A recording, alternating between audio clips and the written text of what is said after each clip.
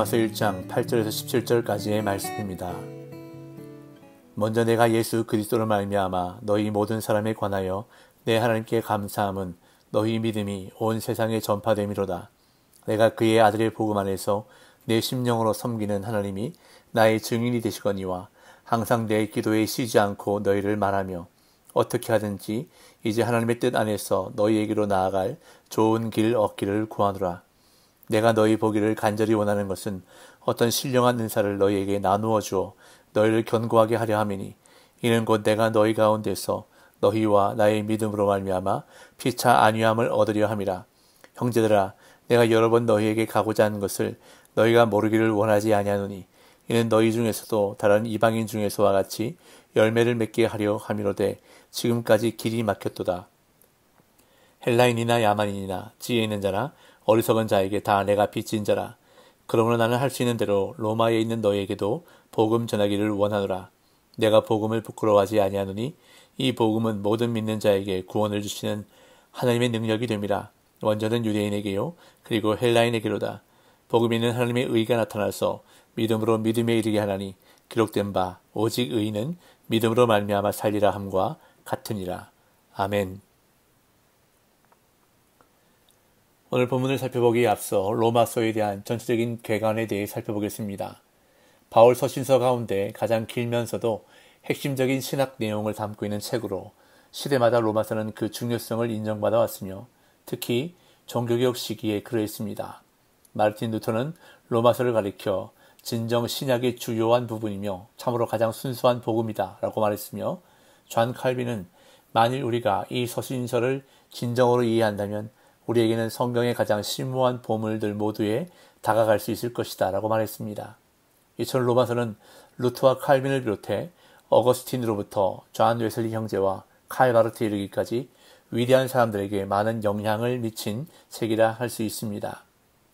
이 책의 저자는 1장 1절에 언급된 대로 바울입니다. 그리고 16장 22절에 언급된 더디오는 바울의 대필자이거나 서기였을 것으로 추정됩니다. 바울이 로마서를 기록한 시기는 제3차 전도 여행이 끝나갈 무렵으로 기록 장소는 고린도가 가장 유력합니다. 그 연대는 정확하게 알 수 없지만 대략 AD 57년경으로 보는 것이 일반적입니다.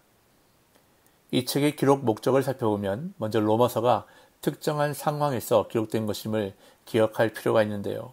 바울은 그의 궁극적인 행선지였던 서바나로 가는 도중에 준비할 장소로 로마를 생각했습니다. 왜냐하면 예루살렘과 서바나 사이에 위치한 로마는 중간 목적지로 적합했기 때문입니다. 로마는 예루살렘에서 서바나로 가는 길에 3분의 2 지점에 있었기에 바울은 로마를 지나가는 길에 방문할 것이라고 2번씩이나 이 책에서 언급합니다. 이처럼 로마서는 부분적으로는 로마 성도들로 하여금 바울의 방문을 준비하도록 하려고 기록했으나 더 중요한 이유는 로마 교회가 처해 있는 상황으로 인한 것이었습니다. 유대인과 이방인들로 구성되어 있던 로마 교회는 이방인이 다수를 차지하고 있던 혼합 공동체였습니다. 그러나 로마 교회의 문제는 서로 다른 종족과 문화로 인한 것이 아니라 하나님의 언약과 율법의 지위에 대한, 따라서 구원에 대한 서로 다른 신학적 확신들로 인한 것이었습니다. 이에 바울은 로마 성도들의 믿음을 강하게 하고 복음을 분명하게 이해하도록 하기 위해서 구원과 인간을 향한 하나님의 계획과 성도다운 삶의 의무들을 매우 명료하고 조직적으로 설명해야 했던 것입니다. 이처럼 바울이 로마서를 기록한 중요한 이유 가운데 하나는 로마 교회의 분쟁을 해결하려는 것이었습니다. 로마서의 핵심 주제는 하나님의 의가 가장 핵심이고 하나님의 은혜와 이스라엘의 회복이 주제입니다.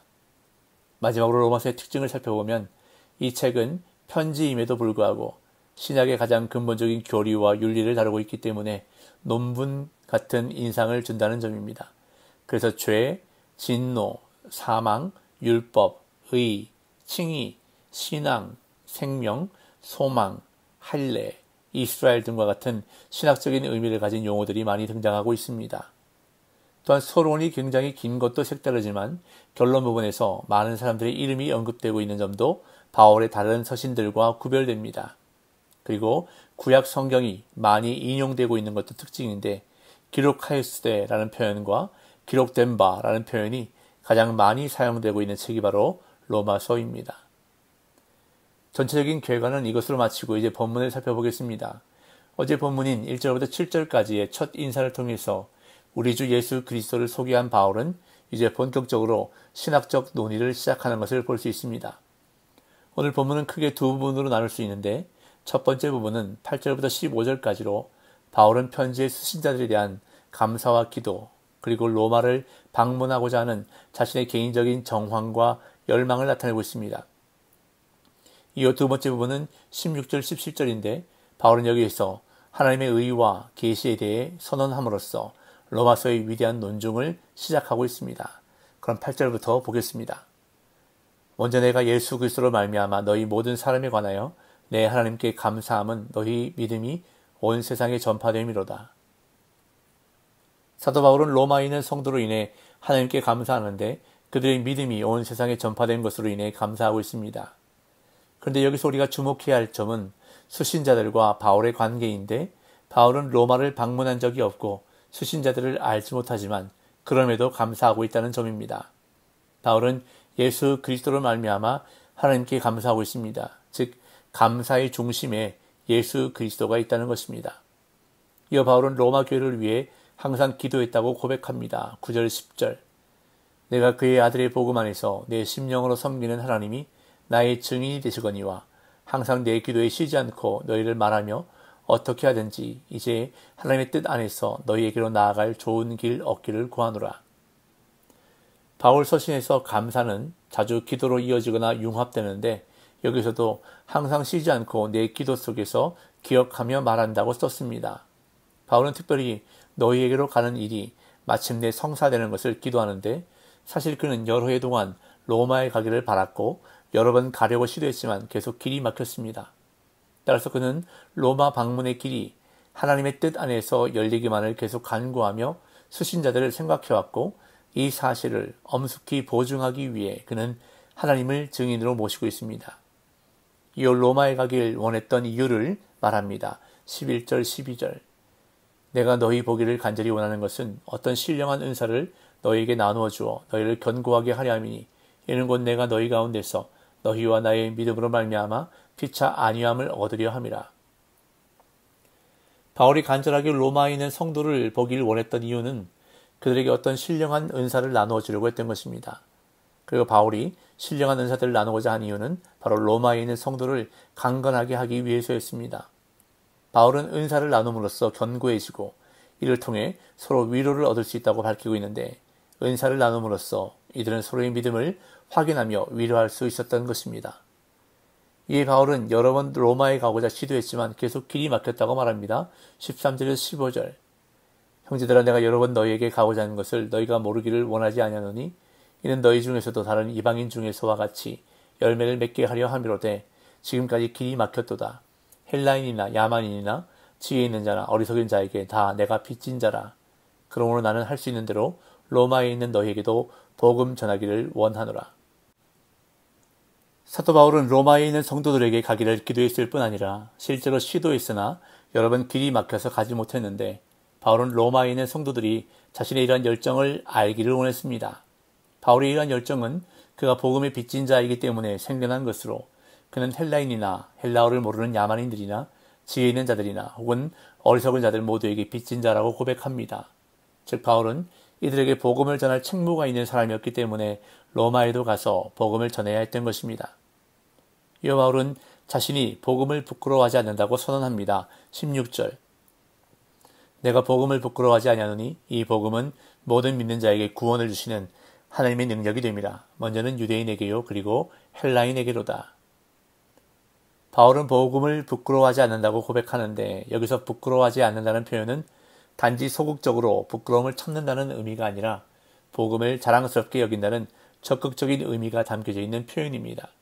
즉 바울은 복음을 자랑스럽게 여긴다고 고백하는 것입니다. 그리고 그 이유를 설명하는데 복음에는 능력이 있기 때문이라고 말합니다.